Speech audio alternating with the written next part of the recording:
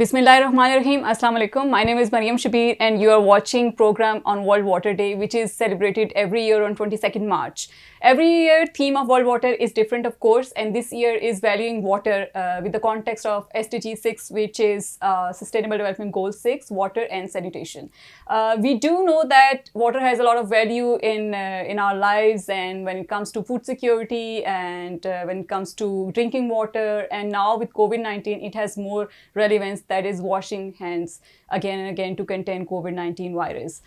To speak on this topic, we have with us Dr. Abid Qayyum Silari. Thank you very much for joining us today. He is Executive Director, Sustainable Development Policy Institute, and he is also food security expert. So he will speak more on what is the value of water when it comes to agriculture and how we can improve things when we move ahead.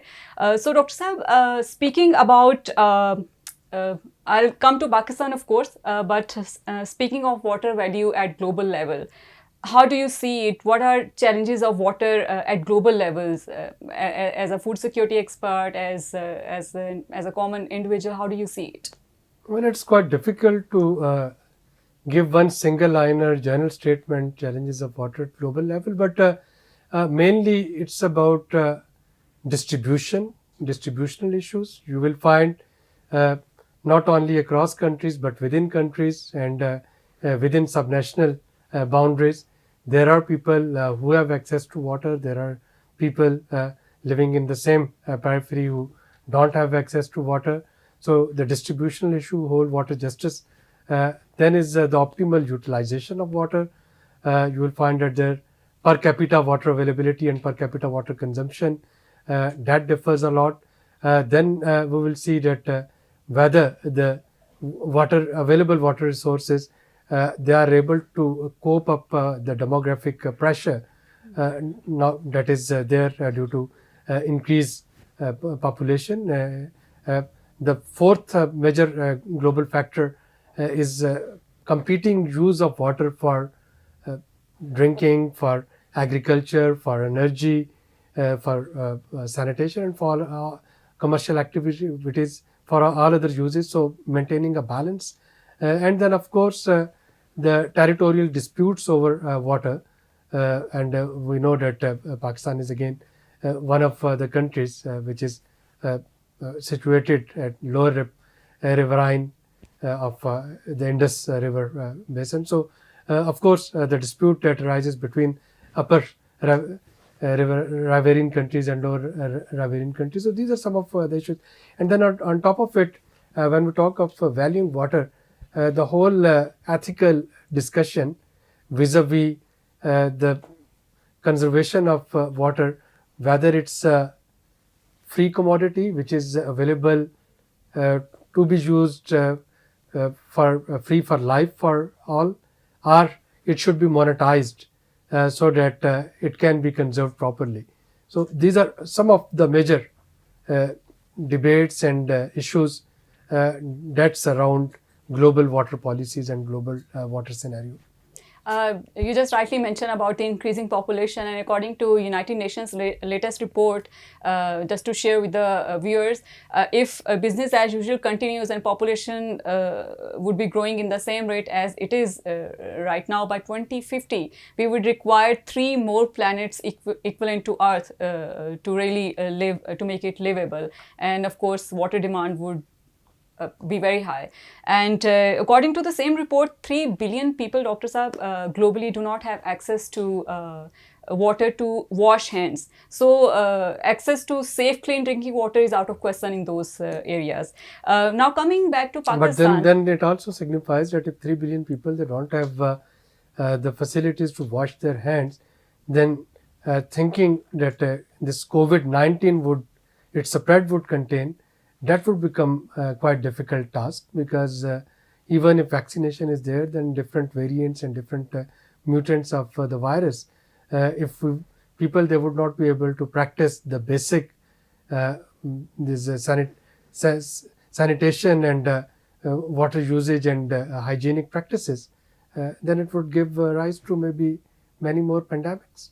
You're right. And I'll come to this point in relation to Pakistan in my next question, but let me share few of the basic researches which says that if business as usual continues in Pakistan, by 2050 Pakistan would run dry.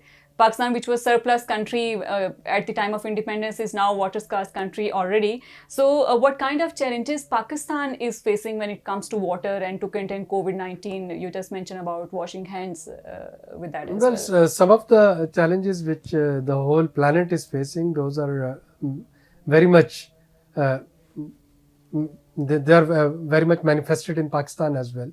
So again, the injustice in distribution of water, the per capita availability, similarly the disputes over water between and among federating units, and then of course availability of clean drinking water.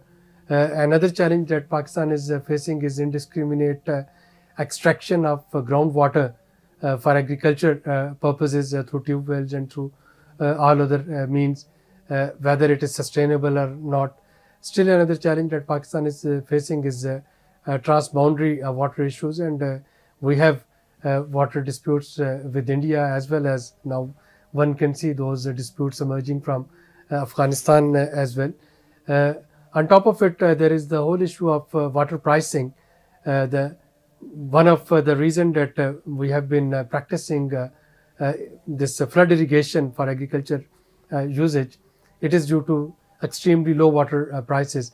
So whether it's a sustainable model, or should we first increase water price to adapt for climate smart irrigational practices, or it should be other way around.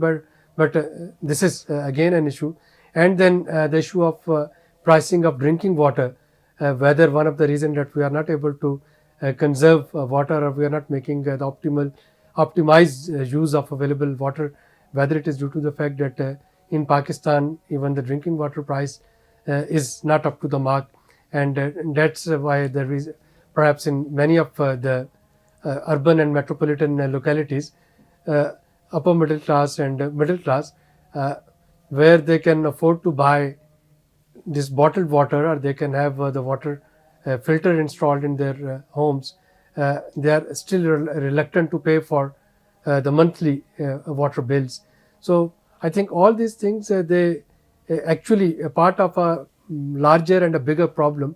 And the bigger problem is that water, the perception that we have, and when I say we, not only we in Pakistan, but the perception that most of the human beings on this planet, they have: A, water is infinite, it's here forever and for everyone; B, it's free; and C, even if it's infinite and it's free, we have the rights to make disproportionate use of it. So those who can, who have access, they have access of a large amount of water, and those who don't, they are simply deprived of even the hand washing facilities. And all of these things, they are manifested in Pakistani context very well. And on top of it, the water reservoirs, whether small or large, so that we can store water when it's available, and we can use it when it's not available. So I'm referring to monsoon, the 2 months of monsoon, and then the rest of the year when most of the Pakistan is comparatively dry. So due to lack of water reservoirs, again, we are actually increasing our water woes in Pakistan. Dr. Saab, mentioning about water reservoirs, the thing which comes into my mind was the donation which was announced by our previous CJ. I remember in one of the program you mentioned that you also donated. So what are your views on that? Where has that fund gone? Well, of course, living as a responsible member of this society, one would like to appreciate, and one would like to actually contribute towards any of the call which in our opinion can give us the societal benefit in a larger extent. And the call by one of the former Chief Justice of Supreme Court to construct a dam was in that spirit, and perhaps people, they donated in the very similar spirit. But once the person is not there, I think the cause is not there as well. And most of So is the money. money should be there. Money should be somewhere in the Ministry of Finance. Money don't go anywhere. Don't worry. It would be safe in bank accounts. Sure. So you were talking about Sustainable Development Goal 6, washing hands and all. We see that Pakistan is still not on track to achieve Sustainable Development Goal 6. So what should government do to really value our water in this context? Well, the first thing is to advocate and lobby that water is a blessing of God. It shouldn't be taken as for granted, and we should make the optimal use of available water resources. Second, try to actually come up with a plan whereby the areas and the people who are not served with fresh water supply, they have some sort of alternatives. And third is our social responsibility to stick to, and religious responsibility as well, to stick to basic hygiene and sanitation practices. You just mentioned about the religious values and social values as well, but in individual capacity as a lay person, what do you recommend to our viewers, that what should they do at their level to preserve water, to conserve water, to not waste it? Well, they should try to change their habits, the small habits which can make a lot of difference. For example, if they have any leaky taps in their houses, they should change it immediately. If they have any leaky flush tanks in their homes, they should get it fixed immediately. While taking bath, they should see whether one bucket full of water would be enough, or they really have to have a bathtub full of water, or they have to have a shower when they can make use of one bucket of water. Similarly, if they are brushing their teeth, or if they're washing their face, or even doing their dish cleaning, is it important to keep the water tap running, or if they can close it and stop it and do the things and then open the tap, etc. So these are very small things. Similarly, whether it's really important to wash the cars or motorcycles with the fresh water, or to plant their lawns, those people who have got yards and lawns, whether it is important to irrigate it with the fresh drinking water. Can we think of some sort of techniques to reuse the rainwater harvesting?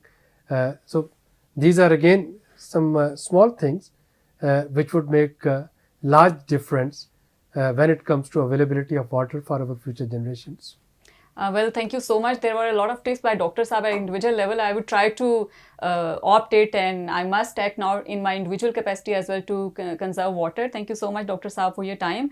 And one last message which all ladies and gents and even kids can do is that we should do sustainable fashion. And what I mean with that is that we should shop less, because for production of even one jeans or one piece of cloth requires a lot of water to produce it. With these simple tips by Dr. Saab and myself, we will come up with another program.